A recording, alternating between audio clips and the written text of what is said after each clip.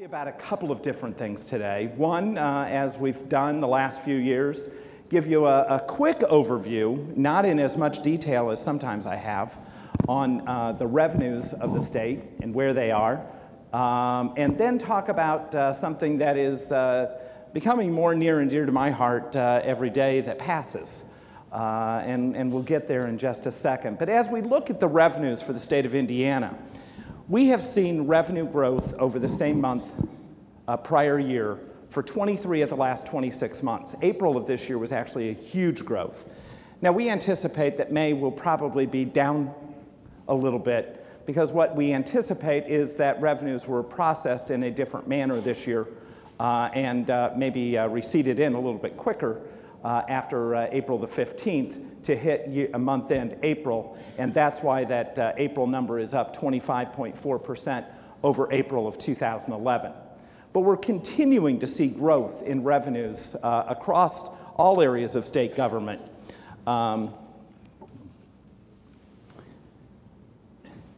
As total revenue now, for the first time, has eclipsed where we were in 2008. We had anticipated that it would take state government until at least 2013, potentially 2014 fiscal years, to reach where we were in the same amount of revenue that we collected in state government in fiscal year 2008. We had a dramatic drop in state revenue, as we all know, from 2008 to 2010. That return has come back much quicker than we had anticipated. We actually have shown growth over 2011 at 9% rate this year, much faster or much higher than what was anticipated in the revenue forecasts. So we are beating the state revenue forecast to date. We're 17% over where we were just 2 years ago at this point in time in fiscal year 2010. And again, we're 7% more than we were in fiscal year 2008, when we had not anticipated getting back to the 2008 levels until 2013 or potentially even 2014. In all of the major areas of revenue that the state collects, we're seeing growth. Sales tax is showing growth again, but not to the same levels as our total revenue growth. So consumers are spending more money, but they're still holding back. And I think that we all are doing that in our own households. We're not spending where we were anticipated to have spent a few years ago. Individual income tax is the area that we saw the biggest drop in revenues, but it's also the area that we're seeing now the biggest growth in state revenues. 11% growth over 2011. We continue to talk about this, where's this growth coming from? And what we're seeing is that more people are working more hours. There is a lot more overtime coming in, and as a result, there is a lot more individual income tax that is being paid as a result of that. As we go into the summer construction season, that's even better news. We also believe that the summer construction season actually started sooner this year. Why? Because we had such a mild winter, and we've had such a mild spring.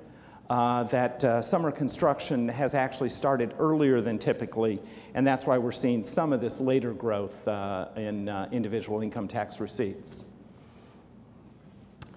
What I really want to talk to you about today is something that I hadn't really anticipated talking about. We talked briefly about it at the regional conferences, but as every year gets closer for me to retirement, it becomes even nearer and dearer to my heart. But there's a perception out there, and quite frankly, it's not a perception just with our constituents, it's a perception oftentimes with our own employees. I had the same perception. When I started work in Allen County, I thought they offered me this supplemental retirement plan that I could contribute money to. I said, why do I need that? I've got PERF. And I didn't really look at what PERF was going to provide for me in retirement. Quite frankly, at 28 years old, I wasn't thinking about retirement. I was thinking about the now. And since that point in time, our generations and our society is even more focused on the now instead of retirement. But how are we going to get our employees to retirement? The reality is that the perception is that state and local workers have nice, cushy retirements, and they're going to be able to meet their retirement income and expectations, and that is replacing 85% of your take-home pay today with retirement take-home pay once you reach retirement. The reality is, on average, state and local workers across the country are going to replace less than 60% of their income with their retirement. And that includes Social Security. Now, as you look at your situations today, most people are saying, well, maybe I'm planning on working when I get to retirement. Unfortunately, for many people, illness gets in the way, and they can't work in their retirement years. Unfortunately, that 60% number that we're looking at for total replacement of state and local wages across the country is even lower in Indiana. And why is that? In most states, they have a calculator that a benefit factor of about 2%. In Indiana, when you look at your PERF retirement benefit calculator and factor, it's 1.1%. It's much lower than the average across the rest of the country. Now, on top of that, we do have the ASA account, your annuity savings account that is a part of your PERF, your 3%. Some of you pay that yourselves. Some of you, your counties pay that for you. But that is on top of that 1%. So that doesn't get, so it's not just 2 to 1.1 is not an apples to apples comparison, but that 3% does not get us back up to that 2%. As a result, in Indiana, the average public employee will retire with approximately replacing about 52% of their income. So how do we fill that gap? How do we assist our employees? You know, we try to provide them a benefit package while they're employed that's competitive to keep them employed by the county.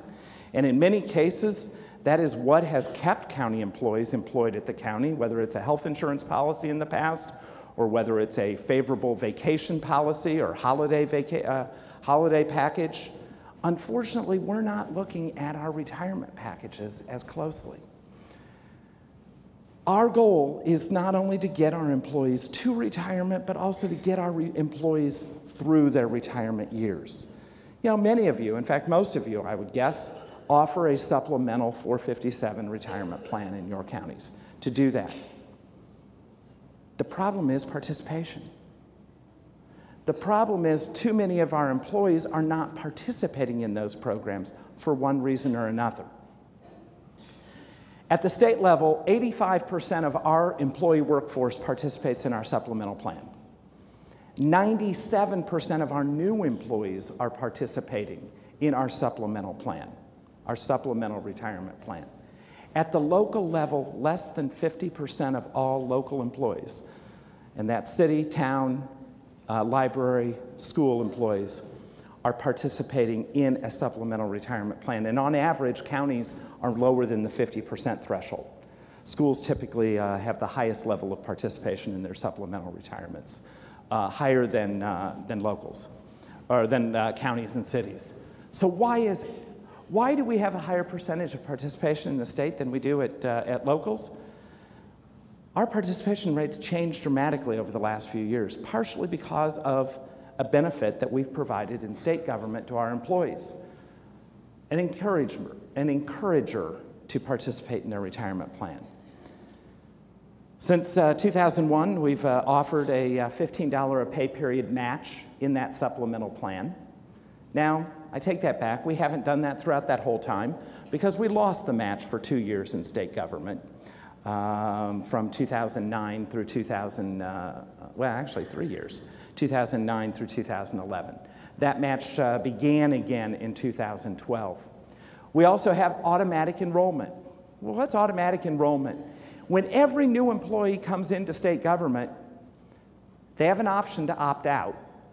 But if they don't choose to opt out, they're automatically enrolled in the state's deferred compensation plan.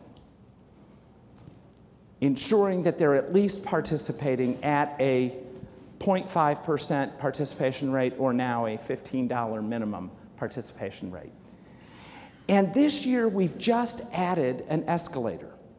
So if you enroll at a 0.5% when you hire in, the second year, we're going to increase that to 1% if you choose not to opt out. The next year, it will go to 1.5%, then 2%, 2.5%, and then 3%. For 5 years, we're going to automatically escalate that every year. Is 3% going to be the magic number? In most cases, no. 3% is not going to fill that gap for most people. It's going to be more than that. But at least that gets our employees participating and gets them going. We have some units of government that do offer a match. We have some, though it's very few, units of government that do provide automatic enrollment. But I encourage you, as you're looking at your benefit packages and working with your commissioners and your councils to do so this summer, begin looking at these options. Because that fallacy that I've got perf, I don't have to worry about anything, is not going to get our employees to retirement. And is not going to get our employees to and through their retirement years.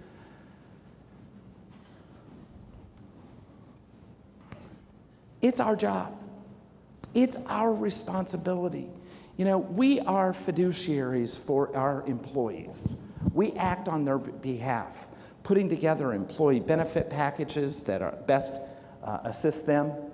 And this is a part of that employee benefit package. We have a duty of loyalty to act solely on their interest rather than our own interests. And we have a duty of care that requires us to perform our duties with a high level of competence and thoroughness. And the reason I bring this up is some scary information that I've seen, quite frankly, lately. As I've looked at some of the options that are available to local units of government, and I'm just going to show you 2 recent contracts that have been adopted by 2 different counties providing a retirement account. And I think you're going to be shocked when you see the difference in cost. This is the same investment, PIMCO Total Return Fund. It's the same investment offered by 3 different retirement plans in the state of Indiana. Hoosier Start, and trust me, I'm not here to sell you on Hoosier Start. I don't think I've talked about this to anyone over the last 6 years. But when I see the comparisons, I got to tell you, you're not doing your employees a benefit if you're providing them an option with the same investments at a higher cost. The administrative expenses within Hoosier Start plan are 26 basis points, 0.26%. For the same investment in a Hartford plan that was adopted 3 months ago by a county in Indiana, they have an administrative expense of 1.05%.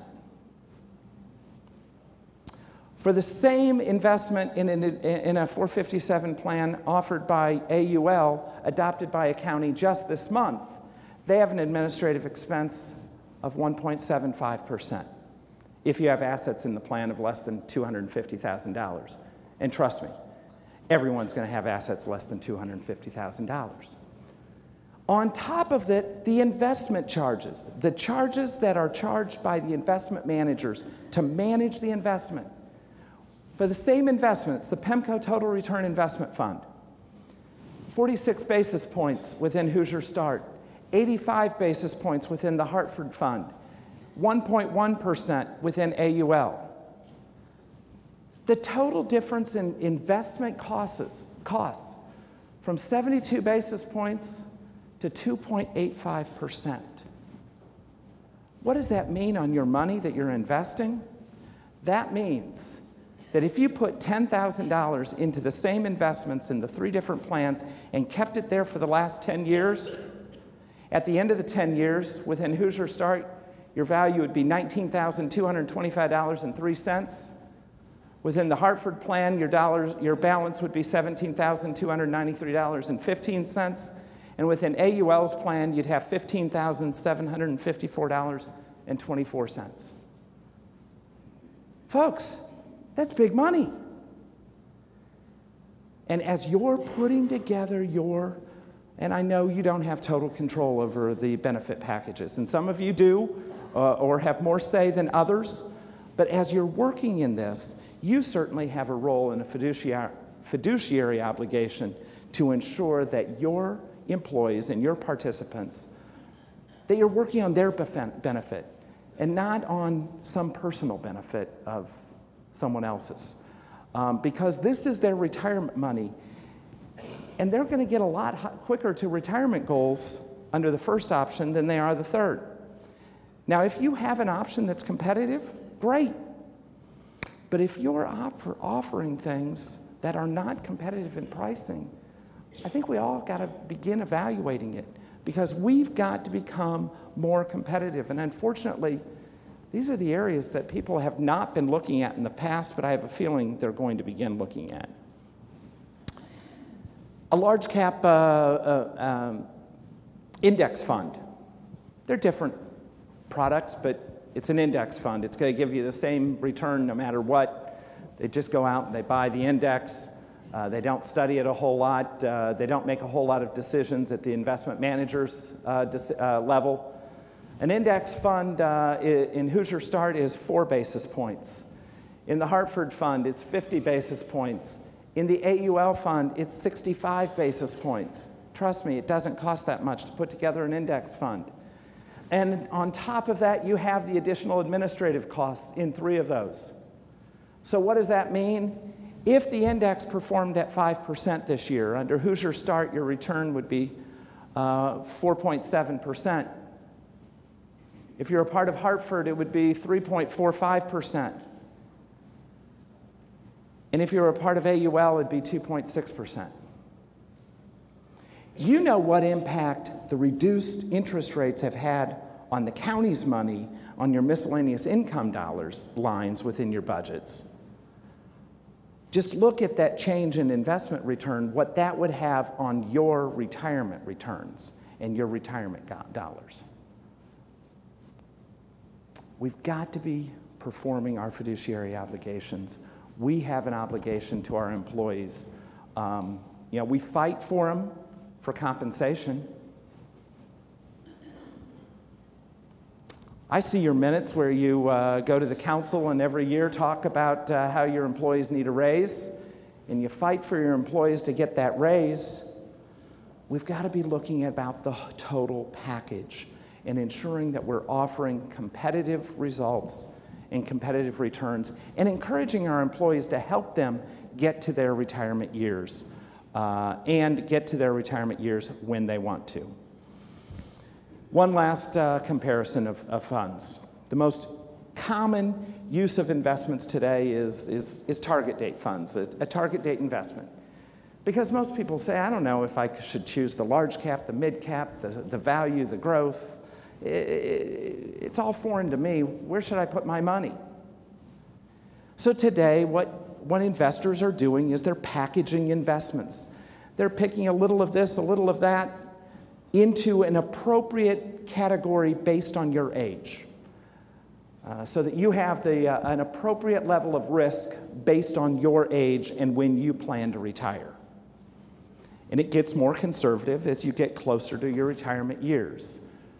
Again, 69 basis points for the total cost of a target date fund within Hoosier Start, 1.96% within Hartford, and 2.9% within the AUL plan.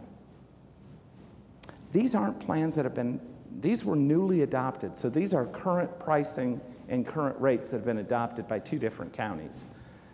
Nearly 3 times higher cost in Hartford and 4 times higher cost within the AUL plan.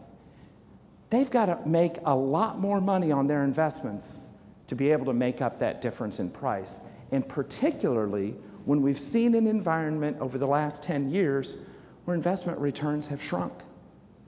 We aren't seeing the huge growth over long term in investment returns, and they're anticipating going forward it's going to continue to be at that shrunk level and compressed level. As a result, we need to make sure that we're reducing our fees and costs as much as possible so that we can increase that return as much as possible and help our employees reach their retirement goals in a time frame in which they wish to get there. As many of you know, our son Ian, and some of you have mentioned that you saw it on TV a couple of weeks ago. Channel 6 did a story on him in Indianapolis and the struggles that he's had with dealing with his concussions as he spent 10 weeks out of school this past fall after his fourth concussion, third within the last year. And now how he is retired from all sports, from hockey and from lacrosse that he played within. I talk sometimes with him about this quote. And for each of us in the jobs that we are in the industry that we are in, sometimes elections work out and sometimes elections don't work out. When one door opens, or when, that's wrong, I was asleep when I did this. When one door closes, another door opens. But we so often look longingly and regrettably at that door that closed and not at the door that is opening, and as a result, don't see the door that is opening for us. Sometimes our election goals and objectives work out, and sometimes that door closes right in front of us. No matter what, though, it's the way that we handle the situation afterwards that will allow us the opportunity to see that door that is opening there in front of us. As we go through the next few months, we have several auditors that are going out of office by their own choices, and sometimes, unfortunately, by the choices of the voters. Let's make sure that as we work through the last final months of our terms, that we ensure that we keep our eye not on the past in a negative tone, but we look towards the future.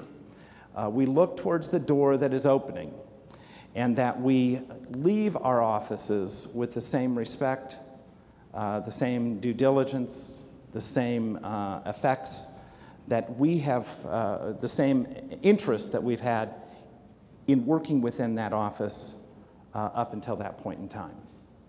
We have a duty to our taxpayers. They didn't elect us just to the election, they elected us for a full term.